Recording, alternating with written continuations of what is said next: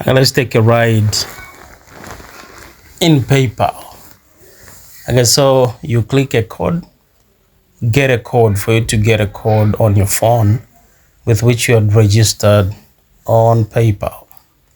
So the code has been sent to my phone and I'm now entering that code. It's a one-time PIN. It's one-time PIN. Once it's entered, nobody else can use it. So I'm in. Okay, so now there is my Visa card that I've actually attached to my PayPal account. I can withdraw money. I can send money from there.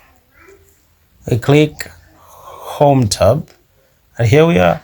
You can as well click Wallet so as to add the bank account whence we may be receiving money from PayPal, whence we may be sending money from.